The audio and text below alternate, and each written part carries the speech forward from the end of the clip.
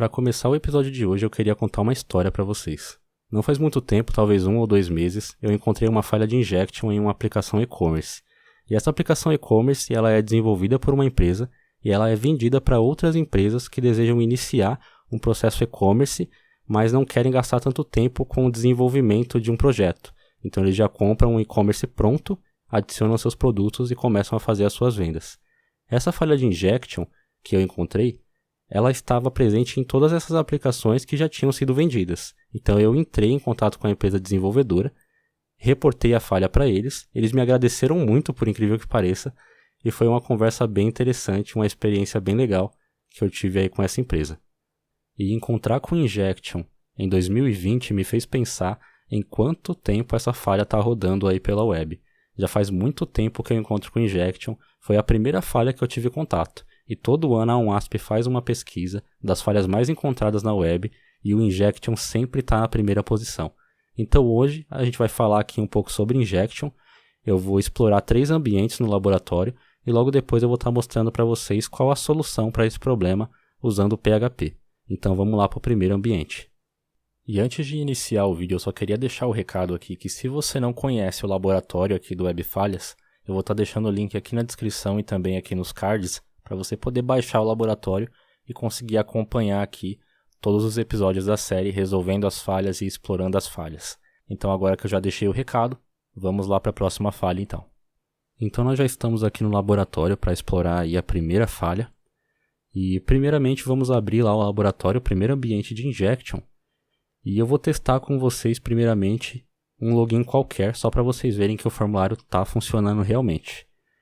E logo depois eu vou testar um login que realmente existe, que se encontra ali do lado direito ali do laboratório. E logo depois você vai ver que o login vai ser executado com sucesso e ali aparece inclusive a consulta que foi executada. E eu quero comentar um pouquinho sobre essa consulta. Agora é a hora de quem não entende tanto de programação ficar um pouquinho confuso, mas não se preocupa, eu vou tentar ser o mais didático possível para que você não tenha tantas dúvidas assim.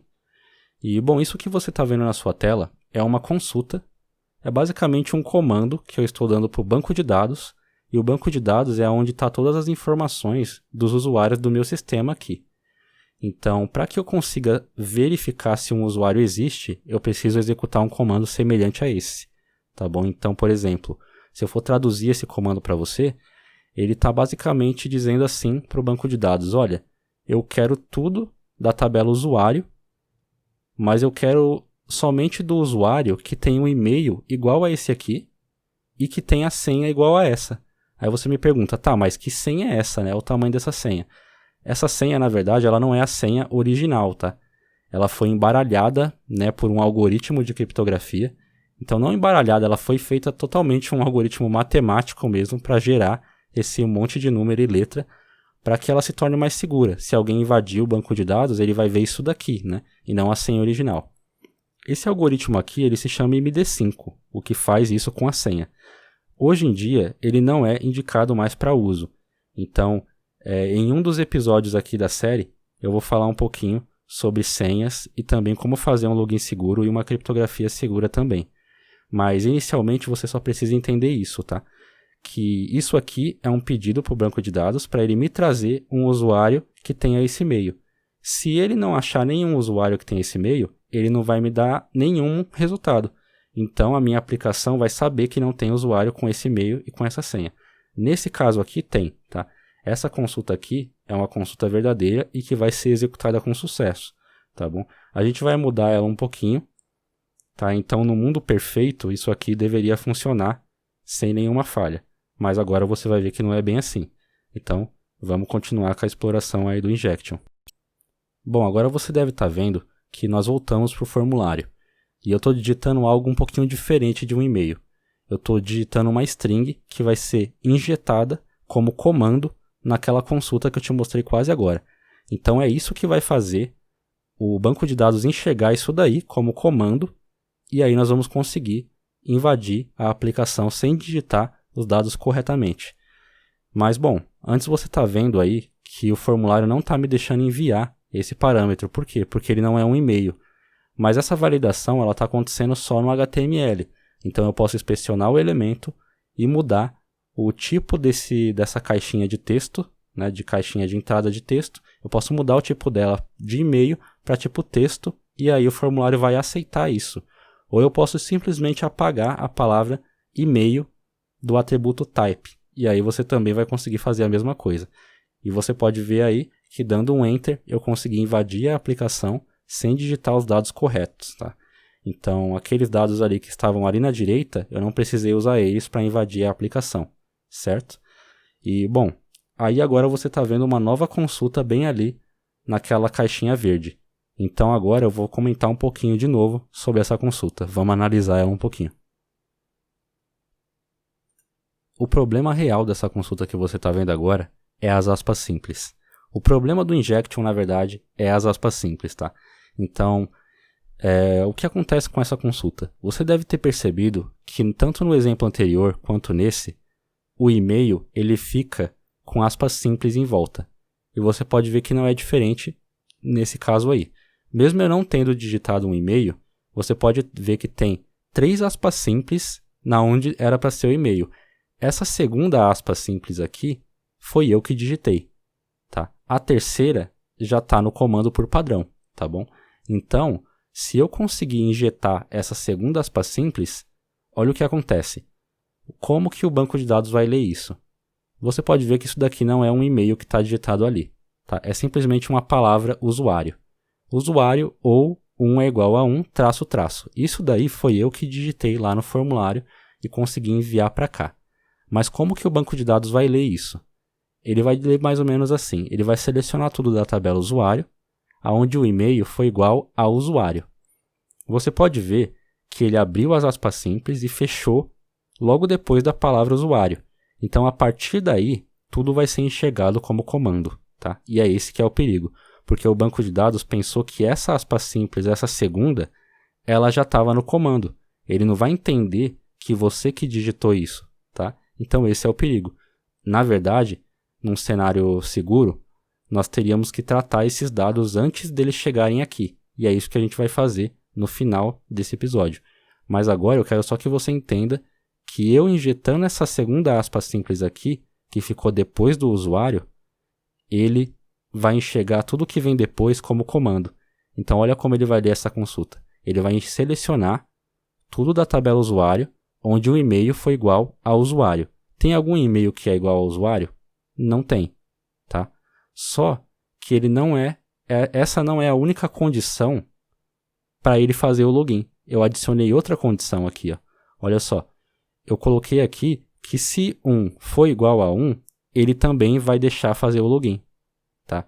Então, o primeiro usuário que o banco de dados encontrar, eu vou conseguir fazer login com o e-mail desse usuário, tá? Mesmo eu não tendo digitado o e-mail correto. Por quê? Porque 1 é igual a 1, tá bom? Então, eu adicionei uma condição aqui no banco de dados, onde ele me deixaria fazer o login, tá? Se eu colocasse aqui 1 é igual a 2, aí já não funcionaria.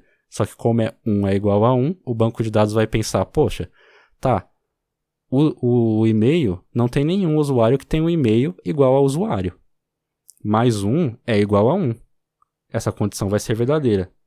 Então é isso que essa consulta precisa, que algo que esteja aqui seja verdadeiro. Então ele vai aceitar esses 2 parâmetros e aí você vai conseguir fazer o login. Só que esse não é a única sacada aqui dessa consulta. Vocês repararam esse traço?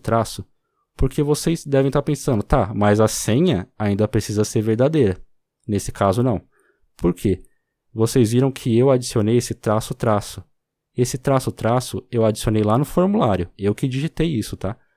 Então, tudo que vem depois do traço não é executado, tá bom? A linguagem SQL, ela considera tudo depois do traço, ela considera como comentário. Então, se eu digitei um traço, tudo que vem depois não vai ser executado, tá? Então, a senha não precisa ser mais verdadeira para eu conseguir fazer o login. A única coisa que precisa ser verdadeira aqui nessa consulta é 1 é igual a 1 e 1 é igual a 1. Então, você vai conseguir fazer o login. Eu espero que não tenha ficado tanto confuso assim. Se você está ouvindo isso pela primeira vez, é confuso, tá? Você vai realmente ter uma dificuldade para aprender de cara. Mas é normal, não desanime. É normal isso daqui.